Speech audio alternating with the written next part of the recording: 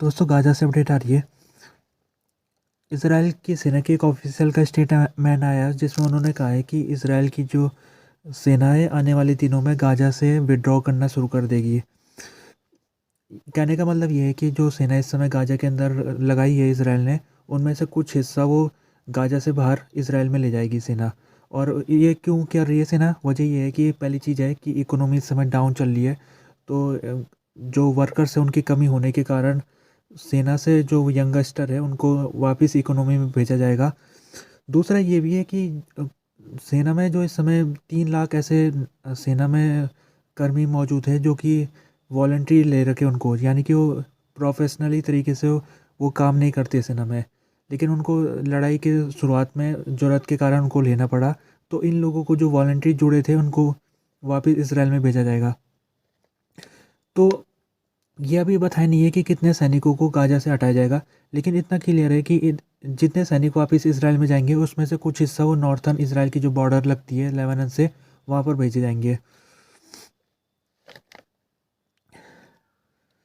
Israel की जो supreme court है उसने एक एक इम्पोर्टेंट डिसीजन लिया, और उसने डिसीजन के तहत जो सरकार ने कुछ महीने पहले जुडिशियल ओवरहॉल अमेंडमेंट को पास किया था सरकार ने पार्लियामेंट में, उस अमेंडमेंट बिल को सुप्रीम कोर्ट ने खारिज कर दिया आज के दिन। और 15 जज थे टोटल जिन्होंने ये फैसला सुनाया। 15 जज में से 8 ने इसको खारिज करने के पक्ष में वोट दिया, जबकि 7 ने विपक्ष में वोट दिया।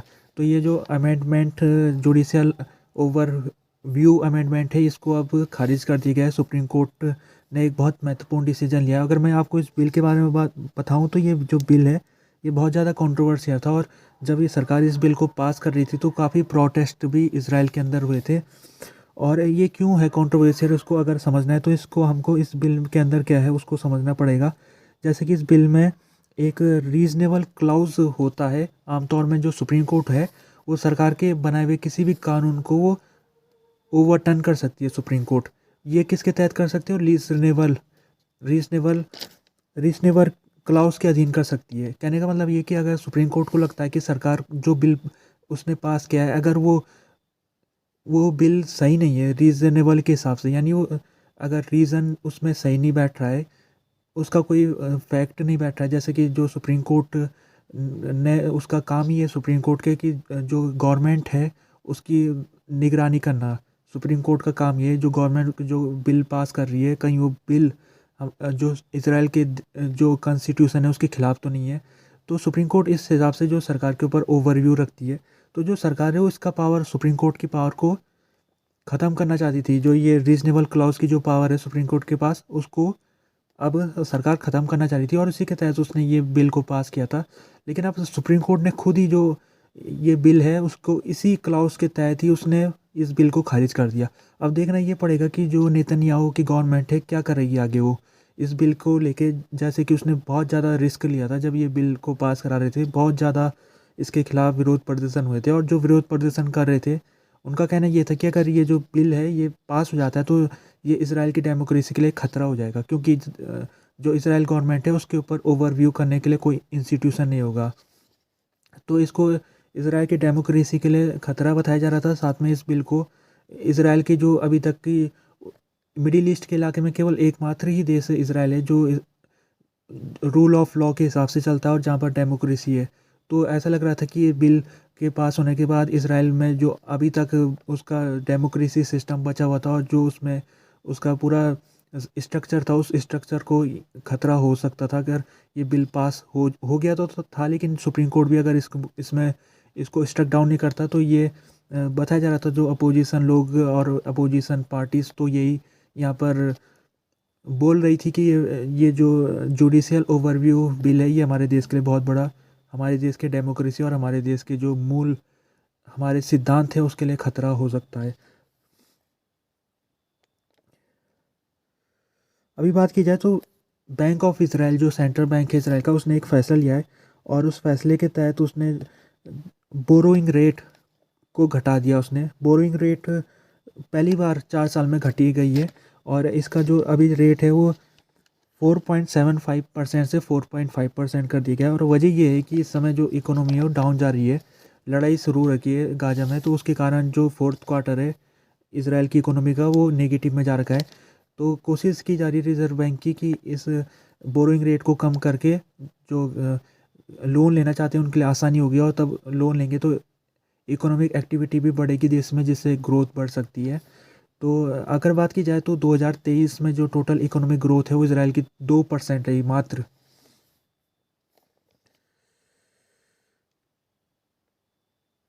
इजरायली मिलिट्री ने क्लेम किया है कि उसने एक हमास के सीनियर लीडर की हत्या कर ली है, और ये जो सीनियर लीडर है इसका नाम है अदील मिज़मा। ये हमास का रीजनल कमांडर था, और इस इसराइल ने इसको देर ए बला एक शहर है वहाँ पर मारा। और ये जो हमास का मिलिट्री कमांडर था, इसने 7 अक्टूबर का जो अटैक था उसमें ये शामिल था।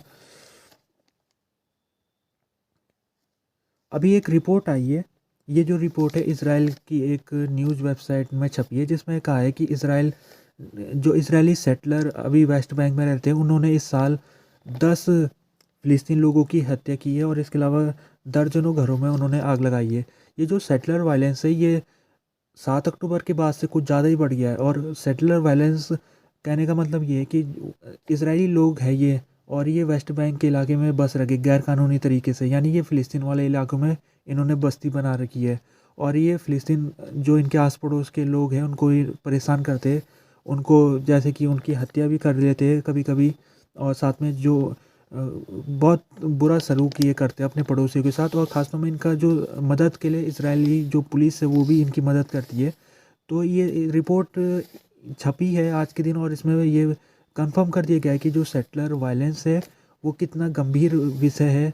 और अगर बात की जाए तो जो यूनाइटेड स्टेट है उसने भी कुछ दिनों पहले एक फैसला लिया था, जिसके तहत जो इजरायली सेटलर अगर किसी वायलेंस में वो उसका नाम सामने आता है तो उसको यूएस की तरफ से वीज़ा नहीं मिलेगा, यूएस की सरकार उसके लिए वीज़ा जारी नहीं करेगी।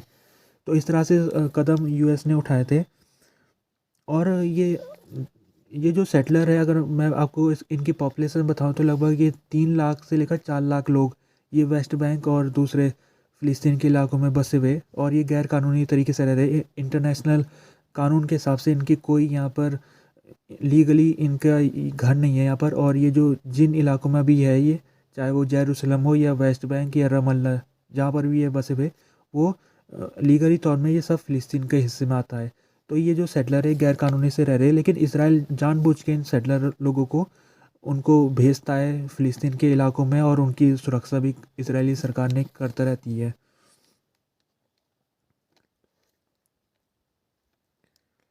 अभी एक खबर मिली है कि ईरान का एक वारशिप है, अरबूज इसका नाम है, ये बल्ब अल मदनम के रास्ते से ये रेड सी में चले गया है। और रेड सी की बात की जाए तो रेड सी का इलाका अगर हम देखेंगे तो वहाँ पर ईरान की सीमा भी लगती है, तो ईरान इस क्षेत्र में पेट्रोलिंग करता रहा है पहले से। लेकिन अब ये खबर इसलिए महत्वपूर्ण हो जाती है क्योंकि रेड सी इस समय बहुत ज़्यादा खतरों से भरा हुआ है। यमन के इलाके में जो हौती है वो इस इलाके के कॉमर्शियल शिप जो निकल रहे हैं यहाँ से उनको निशाना बना रहे। और हौती ईरान दोनों पार्टनर है। तो क्या वजह हो सकती है कि ईरान ने अपनी जो वारशिप है उसको रेड सी में क्यों भेजा है, क्या वजह हो सकती है? पहली वजह ये है कि ईरान दिखाना चाहता है अमेरिका को कि वो रेड सी का सबसे बड़ा पावरफुल इलाका अगर कोई देश में आता है तो वो ईरान है। ईरान की जो नेवी है वो रेड सी में लंबे समय से पेट्रोलिंग करती रही है, और अभी क्या है अमेरिका ने रेड सी में अपनी पेट्रोलिंग बढ़ा दी है, अमेरिका ने खुद ने, ताकि जो हाउती के अटैक है उनको रोका जा सके। तो हो सकता है कि ईरान अमेरिका को डराना चाह रहा होगा, ये भी एक वजह हो सकती है। या फिर ये भी वजह हो सकती है कि ईरान अपने सिपों के लिए, कॉमर्शियल सिपों के लिए रास्ता सुरक्षित करने के लिए भी उसने ये वारसी भेजी होगी, एक ये भी वजह हो सकती है। तो इस समय जो रेड सी का इलाका है, जैसे कि मैंने आपको कहा है कि यहाँ पर जितनी कॉमर्शियल शिप निकल रही है उनके लिए खतरा बना हुआ है। तो ये कॉमर्शियल शिप अब क्या कर रही है, वो रेड सी से जाने के बजाय वो जो केप ऑफ गुड होप जो साउथ अफ्रीका के रास्ते से निकलता है वहाँ से वो यूरोप की तरफ जा रही है और अमेरिका की तरफ जा रही है, जो कि उन्हें काफ़ी लंबा पड़ रहा है। 40% वो लंबा रास्ता है रेड सी के मुकाबले। लेकिन जो कॉमर्शियल शिप है उनको अपनी सुरक्षा के लिए सबसे उनकी प्राथमिकता वही है, तो उसके लिए उनको लंबा जाना पड़ रहा है।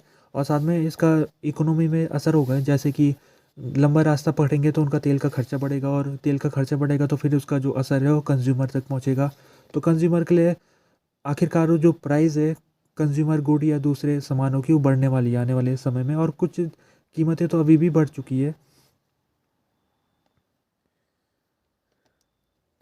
ईरान के जो फॉरेन मिनिस्टर है उन्होंने यूएन सिक्योरिटी काउंसिल से अपील की है और उन्होंने कहा है कि वो इसराइल के ऊपर सख्त कदम उठाए। जैसे कि इसराइल ने अभी कुछ दिन पहले सीरिया का एक इलाका है दमिश्कस, वहाँ पर उसने स्ट्राइक किया था जिसमें एक ईरानियन सुप्रीम कमांडर की मौत हो गई थी। और ये जो कमांडर था ये ईरान की सेना का ये जनरल था और जो ये उस समय सीरिया में जा रखा था। तो ये सीरिया में जब ये था तो उसी समय इसराइल ने इसके ऊपर अटैक कर दिया और इसकी मौत हो गई अटैक में। तो ईरान ने कहा है हम तो पहले तो चीज़ें हम इसका बदला तो हम लेंगे, इसराइल को इसकी कीमत चुकानी पड़ेगी। लेकिन ईरान ने अब सिक्योरिटी काउंसिल में भी इसकी शिकायत कर दी है और इसराइल के ऊपर आरोप लगा रहा है ईरान की इसराइल एक सोवर्जिन देश है, जो सीरिया एक सोवर्जिन देश है, उसके ऊपर इस तरह से एयर स्ट्राइक अगर वो कर सकता है तो ये दुनिया के एक नियम कानूनों के खिलाफ है ये चीज़ें। और उन्होंने ये भी कहा है कि हमारे पास ईरान और सीरिया दोनों के पास राइट टू रिस्पॉन्ड है इस समय, और हम हमारा पूरा अधिकार है, हम इसराइल को के ऊपर इसका अगर बदला हम ले सकते हैं और ये हमारा पूरा अधिकार है। ये उन्होंने लेटर में यूएन के जो जनरल सेक्रेटरी एंटोनियो गुतेरेस को ये भी लिखा उन्होंने।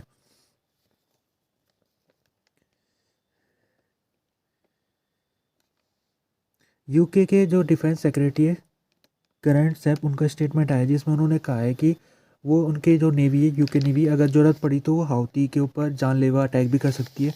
अभी 2 दिन पहले की बात है जब अमेरिका के हेलीकॉप्टर ने हाउती की बोट को निशाना बनाया था जिसमें 3 बोटों को डिस्ट्रॉय कर दिया गया था और उसमें 10 हाउती की मौत हो गई थी।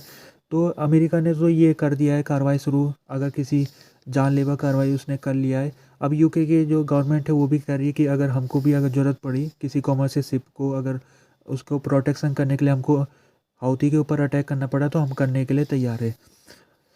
अभी जो हाउती वाली सिचुएशन है वो गंभीर बनती जा रही है धीरे धीरे करके, जैसे कि हाउती वो अटैक करना वो बंद नहीं कर रहा है। जितनी कॉमर्शियल शिपों के ऊपर जो यहाँ से टैंकर निकलते जा रहे हैं उन टैंकरों को वो मिसाइल अटैक कर रहा है या ड्रोन अटैक कर रहा है उनके ऊपर। तो अमेरिका ने यहाँ पर टास्क फोर्स बना रखी है रेड सी के इलाके में जिसमें 10 देशों की नेवी शामिल है, उसमें यूके भी शामिल है और अमेरिका और इसके अलावा यूरोपियन दूसरे देश भी शामिल है। तो ये कोशिश कर रहे हैं कि जो यहाँ से अगर शिप निकलना चाहती है रेड सी से, कंटेनर शिप निकलना चाहती है तो उनको प्रोटेक्शन देने का काम इस समय अमेरिका का ये जो टास्क फोर्स है वो कर रही है। लेकिन इसके बावजूद भी कई कंटेनर शिप है जिनको अभी भी हाउती की मिसाइलों का निशाना बनना पड़ रहा है।